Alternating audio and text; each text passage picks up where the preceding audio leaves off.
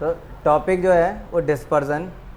ध्यान देना कि डिस्पर्जन पूरी तरह से रिलेट करेगा मीन, मीडियन एंड मोड वाले टॉपिक से। मीन, मीडियन, मोड, ये जो तुम्हारा यूनिट 1 था इसको तुमने अच्छे से निपटा ही दिया है। क्वेश्चन आंसर्स तुम्हारे अपने हाथ की मैल है, करते रहना, है ना।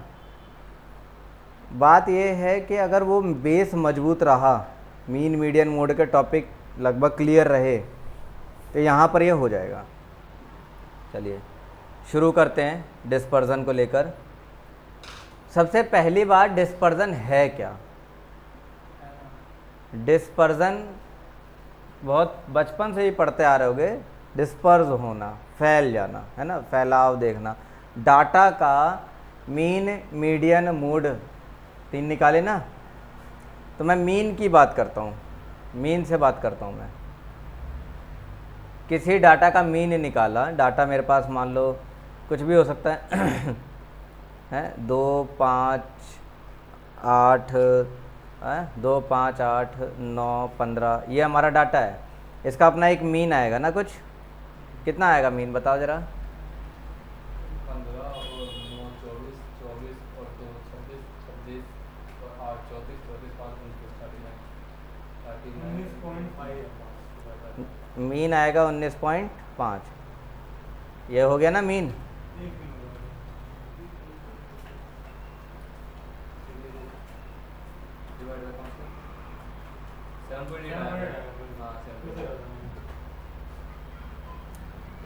ये जो मीन है, देखिए इस मीन का डिफरेंस देखेंगे हर डाटा से। क्यों देखेंगे? क्योंकि जो हमने मीन निकाला है, जो मीन निकाला है वो हमने ये कोशिश करी है कि कोई एक ऐसा नंबर हमें मिल जाए जो सारे डाटा को रिप्रेजेंट करता हो। समझ में आई मेरी बात? तो हमारा डाटा का मीन आया है 7.8, तो क्या ये सारे डाटा को रिप्रेजेंट कर पा रहा है? ये पता लगाने के लिए हम हर डाटा से इस मीन का डिफरेंस देखेंगे। समझ में आया? जितना ज़्यादा डिफरेंस उतना ही ज़्यादा हम उसे डेविएशन बोलेंगे, उतना ज़्यादा डेविएशन, और जितना ज़्यादा डेविएशन उतना ही ज़्यादा डिस्पर्जन। अरे ये मीन है, इस मीन का हर डाटा से डिफरेंस देखा जाएगा। मीन हम इसलिए निकालते हैं ताकि हम एक ऐसा नंबर फाइंड कर सकें जो हर डाटा को रिप्रेजेंट कर रहा हो, इसीलिए तो निकालते हैं। तो हमने एक मीन निकाला, 7.8 आया। अब हम ये देखेंगे कि 7.8 जो हमारा मीन आया है वो सारे डाटा को रिप्रेजेंट कर रहा है कि नहीं कर रहा। वो बात पता लगाने के लिए कि रिप्रेजेंट कर रहा है या नहीं कर रहा, हम सिंपली क्या करेंगे, माइनस कर देंगे इसको। अपने मीन का डिफरेंस देख लेंगे हर डाटा से। अगर डिफरेंस ज़्यादा आ रहा है इसका मतलब वो रिप्रेजेंट नहीं कर रहा, अच्छे से रिप्रेजेंट नहीं कर रहा। तो 2 और 7.8 का डिफरेंस देखेंगे, यानी कि सब में ही 7.8 माइनस कर दिया जाएगा। ऐसे माइनस कर देंगे तो जो भी आंसर बनेगा तुम्हारा यहाँ पर लिखोगे उसे। बात समझ में आ रही है?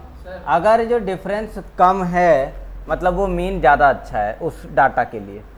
जैसे 8 से मतलब क्या है, डाटा से कम है ना, डाटा से कम, जैसे इसका आंसर आएगा -5.8, इसका -2.8, इसका आंसर आएगा 0.2, इसका आ जाएगा 1.2 और इसका आ जाएगा 5 और 2 7, 7.2। अब ये बताओ ज़रा कि ये जो डाटा है, जो डिफरेंस है, किस में सबसे कम दिख रहा है? 8, ये 8 वाले में। तो इसके लिए तो ये डाटा एकदम मतलब मीन जो है एकदम बढ़िया है। मीन हमारा 7.8 है तो वो 8 के लिए तो बढ़िया ही है, लेकिन बाकियों के लिए देखोगे तो डिफरेंस ज़्यादा मिल रहा है ना, यानी किसी के लिए तो सही है, किसी के लिए सही नहीं है। तो ओवरऑल देखा जाएगा कि ये जो ओवरऑल 7.8 जो हमारा आंसर आ रहा है, ये ओवरऑल सही है या नहीं, इसे चेक करने के लिए हम पढ़ते हैं डिस्पर्जन। जितना ज़्यादा डिफरेंस, डिस्पर्जन उतना ही ज़्यादा मिलता है इसमें। इसके लिए एग्जांपल ऐसे समझो, ये क्यों ज़रूरी है। मान लो कि कोई प्लेयर है ना, RS प्लेयर है ये। क्रिकेट प्लेयर,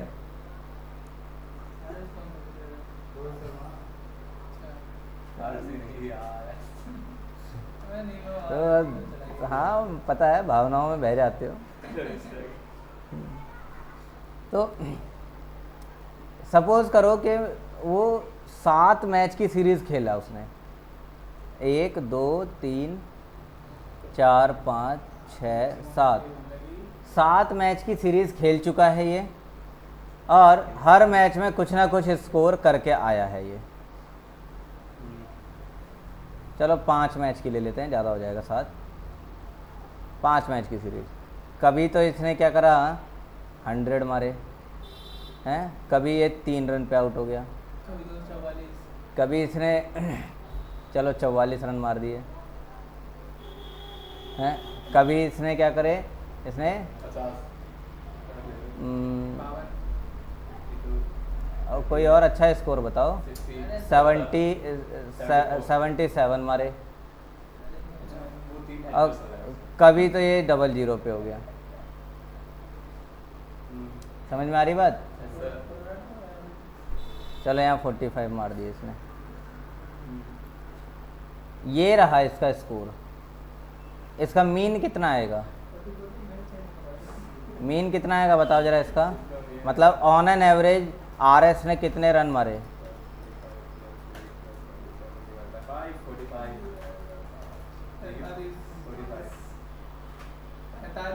45, ये इसका एवरेज आया है ना। एक और कोई प्लेयर है, VK ओरी, इसकी कोई मतलब नहीं। इसको भी खिलाया गया, इसने भी खेला है,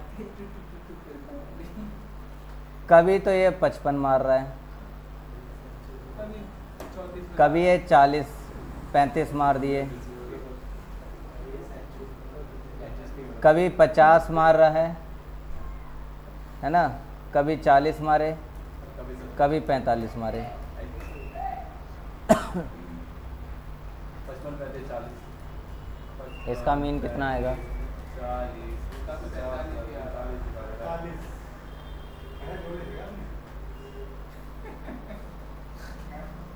चीटिंग करते हो।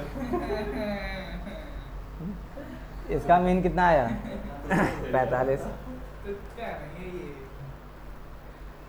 ये क्वेश्चन में लिख के दिखा रहे हो आप। रुक जाओ, नहीं है भाई मेरे पास, देख लो यही है। वो क्या है?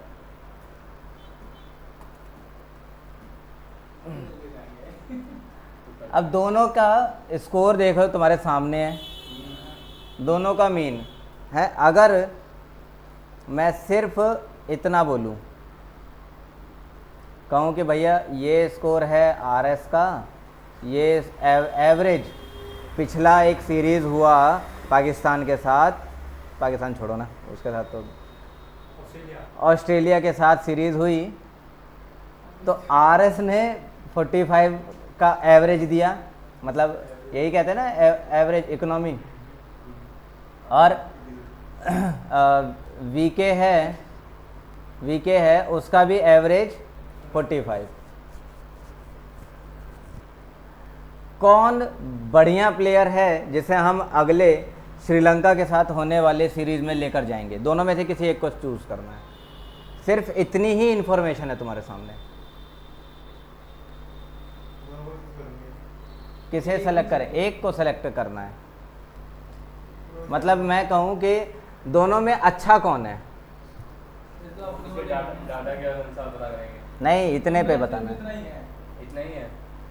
इतना ही है, हैं? तो अपने क्यों? मन से करेंगे ना, अपनी चॉइस से। क्योंकि वो सर बूझ ले लेंगे सर जो अरे इतना ही है इन्फॉर्मेशन तुम्हारे पास, तुम पीछे वाला रिकॉर्ड क्यों देख रहे हो?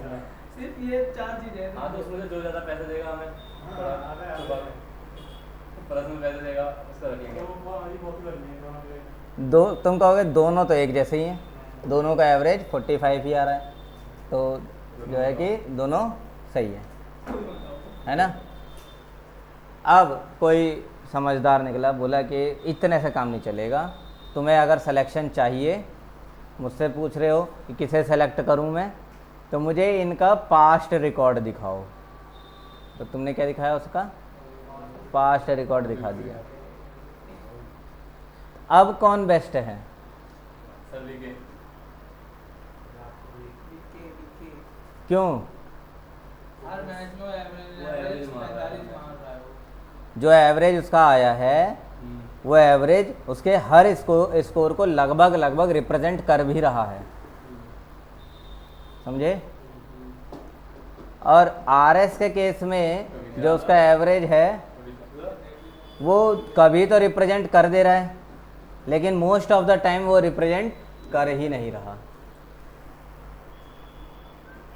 तो मीन किसका सही है? वीके का मीन सही है, ठीक है। और आरएस का जो मीन है कैलकुलेशन के बेस पे तो सही है, एक्चुअली वो डाटा के हिसाब से सही नहीं है। अभी समझ में आया? ये है तो इसी कारण से अब ये देखना है कि कितना ज़्यादा ये एक्यूरेट है और कितना ज़्यादा एक्यूरेट नहीं है, मतलब एक्यूरेसी चेक करनी है। कि कई बार होता है ना कि चलो थोड़ा बहुत तो ठीक है, चल जाता है ना? तो वही एक्यूरेसी का लेवल हमें चेक करना है।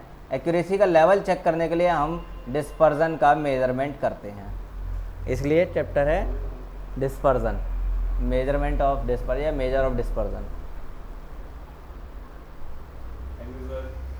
ठीक है। आगे बढ़ते हैं। सर अब ज़्यादा होगा। रुक जाओ। डिस्पर्जन को पढ़ने के लिए दो रास्ते निकलेंगे, और दो रास्ते कह लो या फिर यूँ कह लो कि दो चरण हैं, दो स्टेज पे हमें उसे पढ़ना है, दो स्टेप्स पर पढ़ना है। पहला स्टेप जिसे हम कहते हैं ऑब्सोल्यूट मेजर, जो नंबर्स में चलते हैं, और दूसरा आएगा रिलेटिव मेजर जो परसेंटेज में चलते हैं। अब्सोल्यूट मेजर नंबर्स में चलेगा, रिलेटिव मेजर परसेंटेज में चलेंगे। अब जैसे तुम्हारे अगर मार्क्स आए हैं 4-5, मान लो तुम 5 सब्जेक्ट हैं तुम्हारे, हर सब्जेक्ट के जो प्रैक्टिकल के मार्क्स हैं अलग अलग हों। किसी का प्रैक्टिकल 20 नंबर का है, किसी का प्रैक्टिकल 30 नंबर का है, किसी का प्रैक्टिकल 40 नंबर का है, किसी का 50 नंबर का है, किसी का प्रैक्टिकल 10 नंबर का है। बात समझ में आ रही मेरी? तो प्रैक्टिकल के मार्क्स मैं मान लेता हूँ कि तुम्हें तुम्हारे कॉलेज वाले बराबर देंगे। 10 है 10 दे देंगे, 20 है 20 देंगे, 30 है 30 देंगे, 40 है 40 देंगे, 50 है तो 50 देंगे। बाकी बचे हुए जो थ्योरेटिकल मार्क्स हैं वो तो तुम एग्ज़ाम में लिख के ही प्राप्त करोगे, और जब लिखोगे मार्क्स आएंगे हैं और तुम कहोगे कि सर रिज़ल्ट आ गया। मैंने कहा ठीक है रिज़ल्ट बताओ क्या क्या आया तुम्हारा, तो तुम रिज़ल्ट बताना शुरू करोगे। कैसे रिज़ल्ट बताओगे? मान लो सब्जेक्ट 1, सब्जेक्ट 2, सब्जेक्ट 3, सब्जेक्ट 4 और सब्जेक्ट 5। ये वो है जिसके प्रैक्टिकल 10 नंबर का था, इसमें 20 का है, इसमें 30 का, इसमें 40 का और इसमें 50 नंबर का। अब समझो मेरी बात, यहाँ ध्यान दो। तुमने बस मुझे ये बोला कि सर सब्जेक्ट 1 इसमें मेरे मार्क्स आए हैं, इसमें मार्क्स आए हैं कितने आए हैं? 44 हैं, इसमें मार्क्स आए हैं 46, इसमें मार्क्स आ रहे हैं थर्ड है ना, तो इसमें मार्क्स आ गए हैं 47, इसमें आ रहे हैं 40 और इसमें आ रहे हैं 45। तुमने ये मार्क्स बताया मुझे, हैं?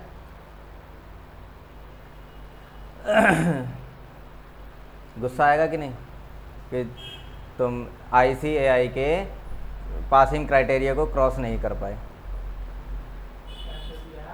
नहीं होगा। कैसे हो गया? अच्छा हाँ उसमें रहेगा। कैसे हो जाएगा? 48 है ना।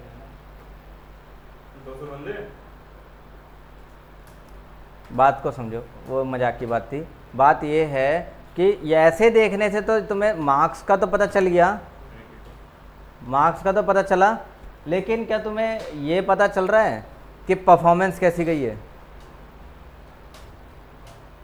एवरेज।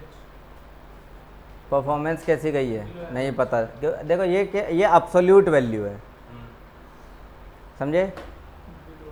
अब समझोगे तो तुम्हें पता चलेगा कि ये जो 44 आए हैं ये आउट ऑफ 90 है, 50% से भी कम। समझ में आई? एक लाइन क्या बोला मैंने? 50% से भी कम।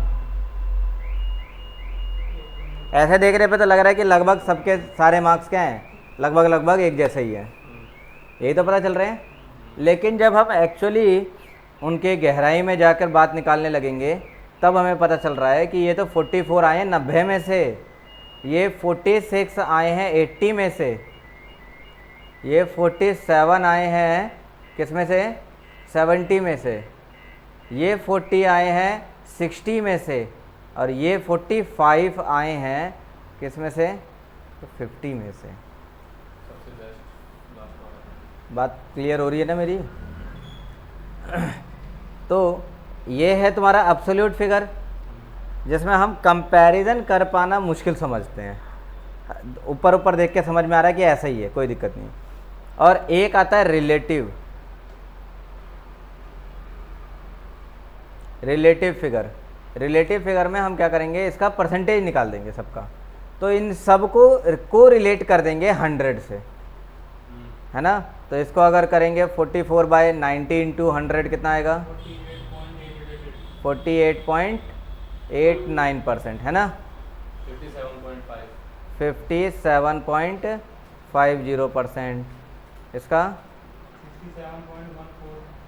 67.142। 67.142%। इसके लिए 66.66। और यहाँ है 90। 90%। अब बात समझ में आ गई होगी कि भाई पहले सब्जेक्ट में बच्चा इतने ही परसेंट लेकर आया है, आधा भी नहीं करके आया। दूसरे सब्जेक्ट में ये परसेंटेज रही, है ना? तीसरा उसमें और थोड़ा ज़्यादा, फिर इसमें थोड़ा सा कम किया, लेकिन पाँचवें में सबसे ज़्यादा लेकर आया। ये रिलेटिव है। तो एब्सोल्यूट से हम कंपैरिजन अच्छा नहीं दिखा पाएंगे, लेकिन रिलेटिव की वजह से हम कंपैरिजन बहुत अच्छे से कर सकते हैं। दैट्स वाई जब हम डिस्पर्जन देखने निकलेंगे तो हमें पता चलेगा कि जो डिस्पर्जन को हम दो तरीक़ों से देखते हैं, एक तो एब्सोल्यूट और दूसरा रिलेटिव। टॉपिक जो पढ़ने हैं वो क्या है एब्सोल्यूट में? एक है range, mean deviation which is called MD, फिर quartile deviation which is called QD, फिर standard deviation which is called SD। इसे ऐसे करके एक साइन पे बनाते हैं, इसे कहते हैं न्यू SD स्टैंडर्ड डेविएशन। ठीक है।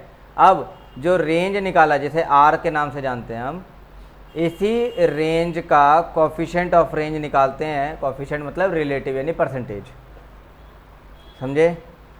फिर ये जो MD निकाला, उसी MD का कोफिशिएंट ऑफ MD निकाला जाता है, यानी इसका परसेंटेज। फिर QD निकाला है, QD का कोफिशिएंट ऑफ वेरिएशन कहा जाता है।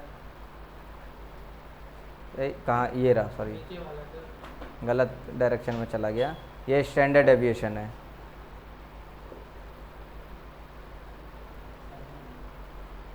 QD का ये कोफिशिएंट ऑफ QD।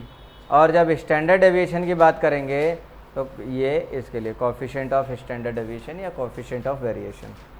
यहाँ पर 2 टॉपिक, इसमें 2 टॉपिक पढ़ने को मिलेंगे। तो अगली क्लास उसमें कोशिश करेंगे सारी चीज़ें कवर हो जाएं।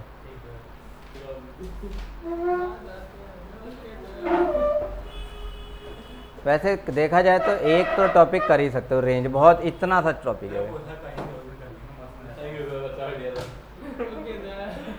अच्छा आइडिया था।